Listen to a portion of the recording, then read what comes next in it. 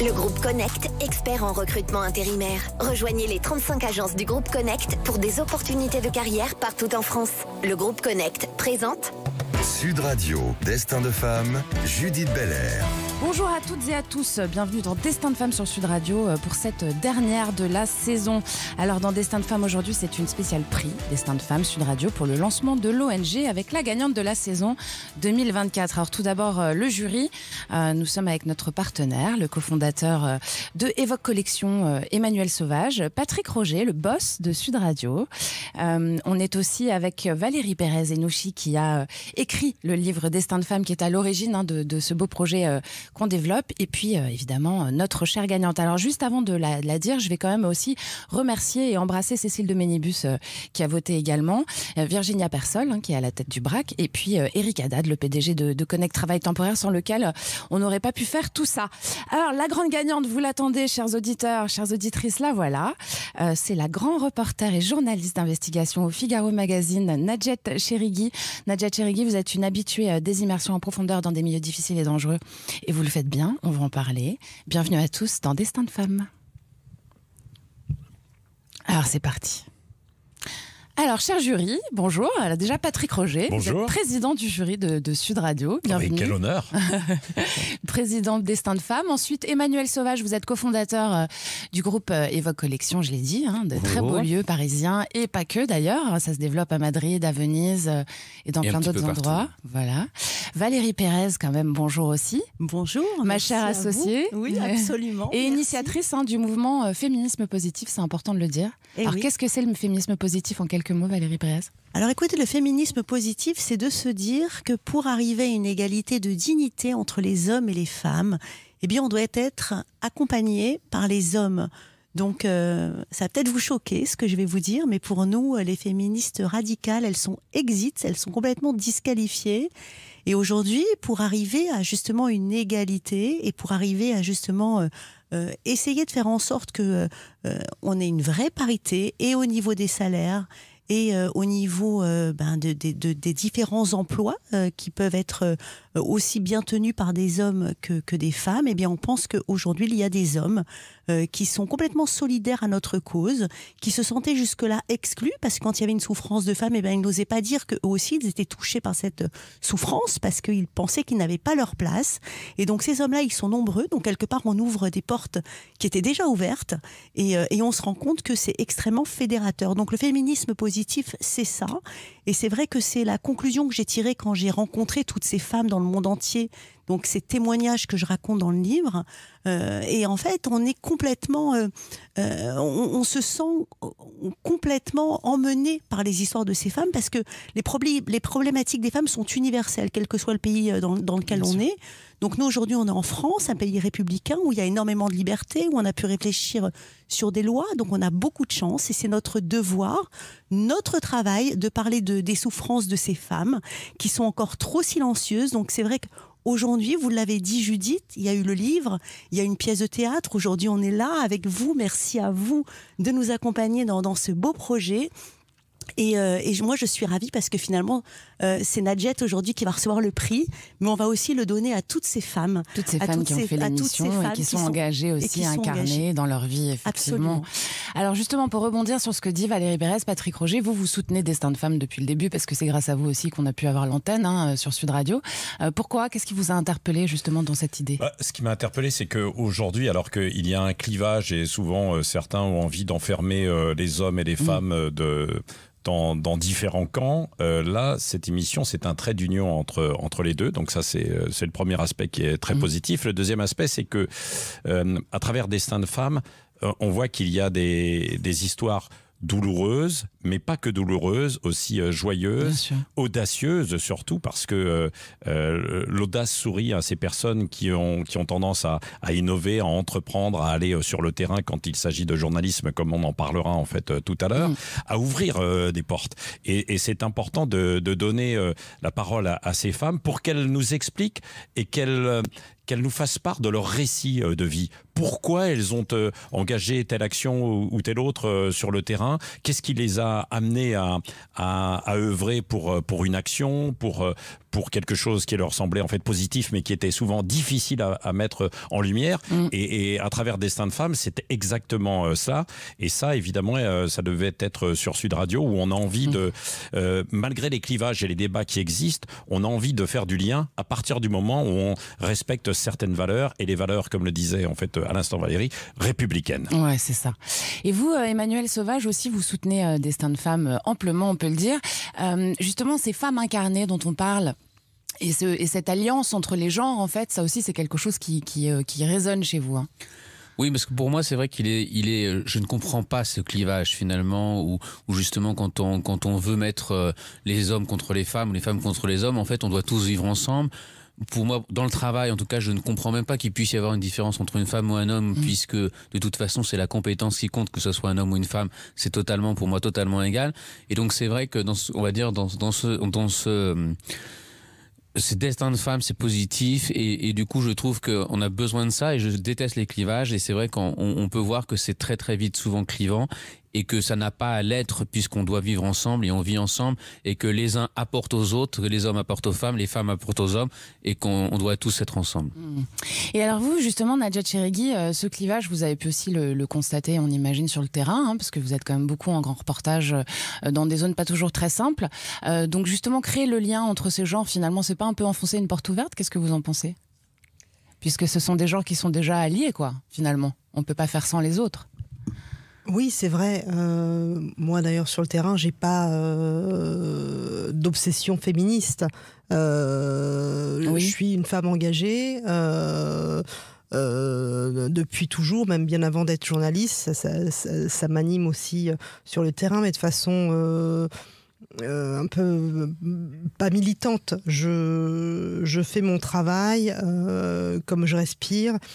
Et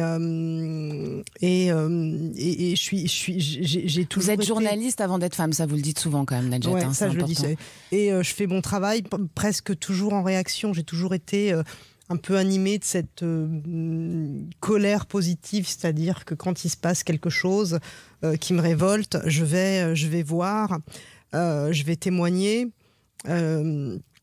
Je propose, je mets en lumière les personnes, et ce sont souvent des femmes, puisque je suis toujours très, très révoltée. Très touchée par leur cause. Voilà, donc c'est les conditions des femmes. Et alors, justement, aujourd'hui, vous êtes lauréate du prix.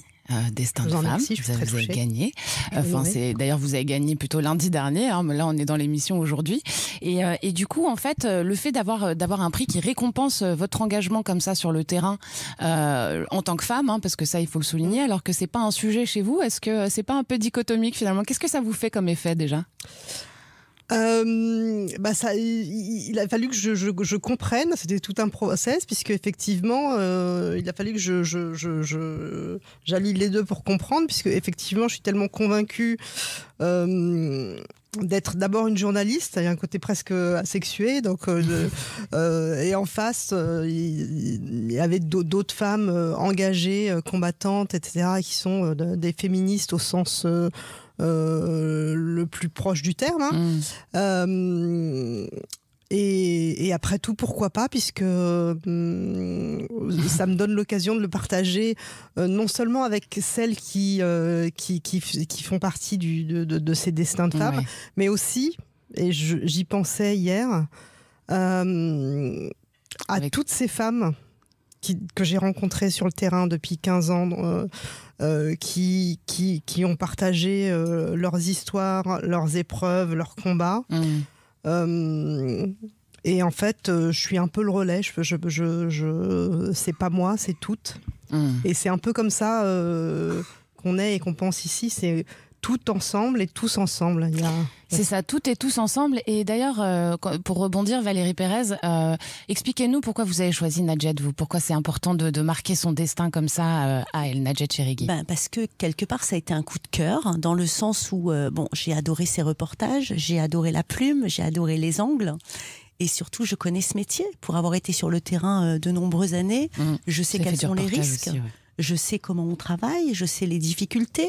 Je sais tout ce qu'il faut faire pour avoir les autorisations de tournage. Je sais que lorsqu'on veut rentrer dans un territoire en guerre, les fixeurs ne sont pas les mêmes pour les hommes ou bien pour les femmes. Je sais ce que c'est que d'être dans un endroit où il y a des bombardements, ce que ça veut dire pour une femme, parce que une femme, elle a des enfants, il peut arriver d'avoir des problèmes sur place, il peut arriver de devoir rendre des comptes, comme ça m'est arrivé à plusieurs reprises. Et là, les interrogatoires sont complètement différents. On va vous interroger en vous disant, mais qu'est-ce que vous faites là ? Vous avez des enfants. Après, vous n'êtes pas à la maison, quoi. Qu'est-ce que vous faites là ? Et ça, ce genre de questions, on ne va pas les poser à un homme. Vous avez vécu des questions comme ça, parce qu'on vous voit rire, Nadjet Chérigui? Maintes fois. Ça me fait penser à une petite anecdote. Je travaille souvent avec un collègue photographe que je vais nommer ici parce que c'est un photographe extraordinaire, Noël Cuidu. C'est un reporter de guerre qui a fait toutes les guerres possibles et imaginables de ces 30 dernières années. Et on est allé en Irak ensemble à plusieurs reprises. Et c'est drôle, à chaque fois on m'a posé la question, tu as des enfants, qu'est-ce que tu fais là ?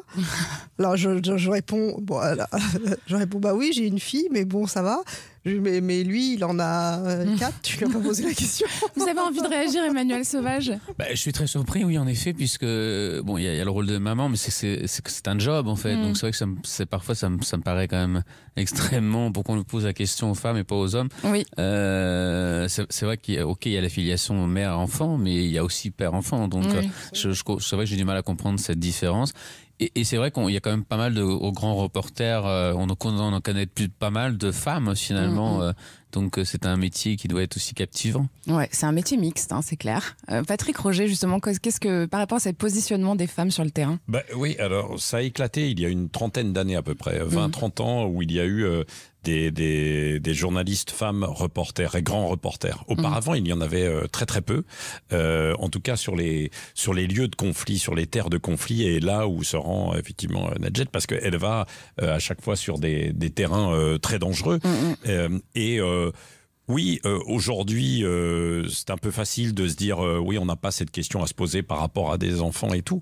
Mais dans les rédactions, il y a quand même eu ces débats à un moment donné. Il y a quelques années, en se disant est-ce que quand on est patron, moi j'étais patron de beaucoup de rédactions, en se posant quand même cette question. Quand on envoie quelqu'un sur le terrain, on pense bien sûr au journaliste ou à la journaliste, et on pense à tout le reste, à son environnement.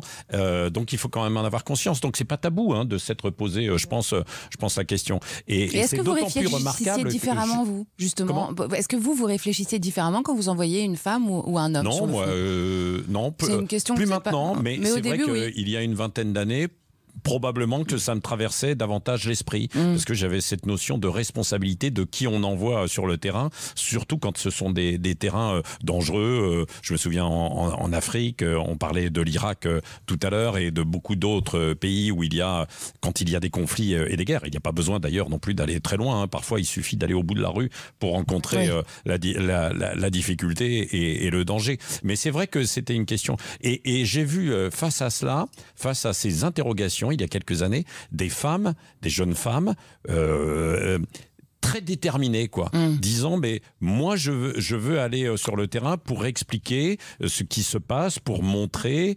et ça, moi dans ces conditions, évidemment, on fait confiance à cette personne. Et Destin de Femme, c'est de montrer que ces femmes ont réussi à prendre leur destin entre leurs mains pour pouvoir aller témoigner comme on le fait. Alors ici, on récompense une journaliste, mais il y en a beaucoup d'autres dans beaucoup d'autres secteurs qui étaient proposés, que vous avez reçus dans votre émission, où elles avaient envie aussi de montrer que il y avait des choses qu'elles pouvaient explorer et démontrer auprès du grand public. Bien sûr, et c'est ça, Destin de Femme, effectivement. Vous restez avec nous, chères auditrices, chers auditeurs, sur Sud Radio pour cette dernière de Destin de Femme spécial Grand Prix avec la saison 2024. On est avec la grand reporter et journaliste d'investigation au Figaro Magazine. Bravo Nadjet Chérigui, et notre jury, notre partenaire, le cofondateur d'Evoque Collection, Emmanuel Sauvage. Patrick Roger, le directeur général de Sud Radio, et puis l'auteur de Destin de Femme, Valérie Pérez Enouchi. À tout de suite. Le groupe Connect, expert en recrutement intérimaire. Rejoignez les 35 agences du groupe Connect pour des opportunités de carrière partout en France. Le groupe Connect présente Sud Radio, Destin de Femme, Judith Belair. Destin de femme sur Sud Radio, c'est l'émission consacrée aux femmes extraordinaires qui tissent le sérail de notre République. Aujourd'hui, on est avec Nadjet Cherigui. Nadjet Cherigui, c'est la gagnante du prix Destin de femme 2024, grand reporter et journaliste d'investigation au Figaro Magazine. Notre partenaire, le cofondateur d'Evoque Collection, Emmanuel Sauvage. L'auteur du livre Destin de femme, Valérie Pérez-Henouchi. Patrick Roger, le directeur général de Sud Radio. Alors justement, sur ce rôle des femmes et le fait de rester aussi objective en couvrant des sujets assez émotionnellement chargés, Nadjet Cherigui, parce que ça c'est un point qui nous intéresse justement dans votre métier. Comment on arrive à faire justement quand on voit des horreurs comme ça pour continuer sa vie derrière quand on rentre à la maison? C'est pas toujours simple. Il y a des degrés dans l'horreur. Hein.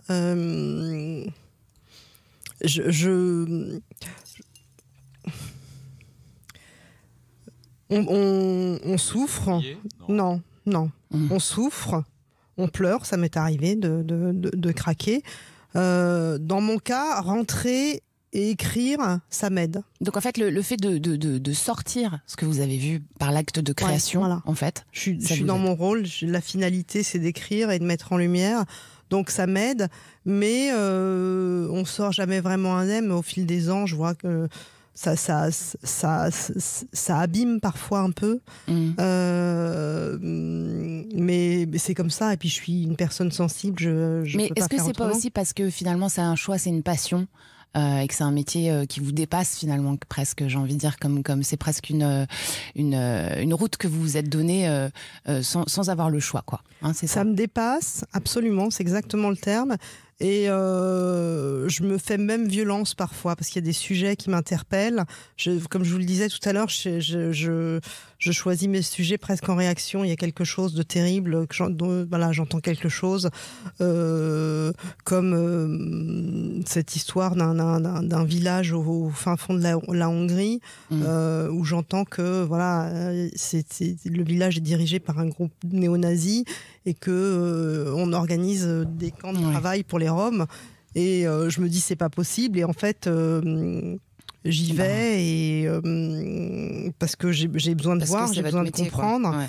Et effectivement je vois ce qui se passe et je passe 2 heures à interviewer ce néo-nazi, à le travailler. Pas toujours simple de prendre le recul. Hein. Et ben voilà, et voilà, j'ai une carapace et je me protège de tout ça. Alors justement, pour rebondir sur ce projet qui vous dépasse, Valérie Pérez, j'ai envie de dire que Destin de femme, ça vous dépasse aussi maintenant.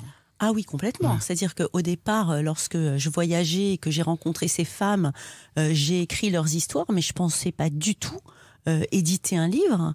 Quelques années plus tard, j'ai eu envie justement de me renseigner, de savoir si le droit avait évolué, si elles vivaient dans les mêmes conditions, ou bien finalement si leur sort avait été amélioré. Et lorsque j'ai eu fini ce manuscrit, j'ai envoyé à un ami qui est psychanalyste. Et au bout de 2 mois, il m'a rappelé, il m'a dit, il faut absolument éditer ce livre parce que tout ce dont tu parles, je le vois dans mon cabinet tous les jours. Je lui dis, mais enfin, c'est pas possible. On fait un tour du monde ici. Il m'a dit, oui, mais tu verras que les problématiques des femmes sont universelles. Et il avait raison. Donc, on a édité ce livre. Et après, vous avez raison, Judith, il y a eu des belles rencontres. Parce que ces femmes, pour moi, ce sont des belles rencontres. Nadjet a raison quand elle dit que lorsqu'elle va sur le terrain, ou bien moi-même, quand j'y suis allée, on sort jamais indemne. Il y a tout le temps quelque chose qui reste et ça nous change quelque chose en nous. Moi, je sais que je suis restée 12 ans dans des zones de conflit et je suis plus la même. Ça a été une renaissance après. Donc, quand on rencontre des femmes comme ça qui souffrent et qui ont cette résilience, évidemment, nous, on change. Et voilà. Et tout s'est déclenché. J'ai envie de dire, le livre a eu son propre destin avec votre rencontre, vous, Judith, Élodie aussi, Palombi. On a célébré la création de cette association pour pouvoir faire des causes maintenant un petit peu plus publiques. Oui, parce que je le dis aux auditrices, aux auditeurs, on vient de lancer effectivement l'ONG Destin de femme.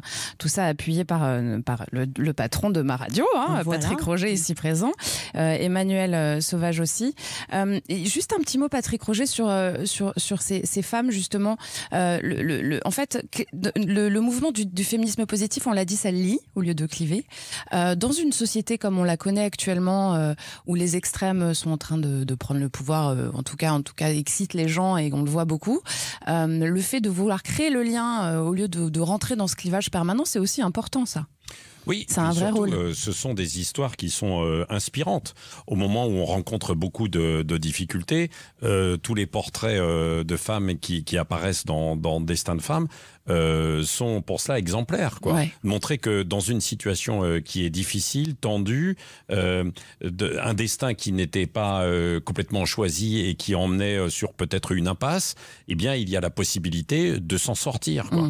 Et je pense que ça résonne un petit peu avec l'actualité du moment, quoi. Je dis pas qu'on est dans une impasse, mais on a une situation qui est quand même assez... Faut qu'on arrive à dépasser le mur. Non, mais en tout cas, on a une situation assez difficile. Moi, je pense que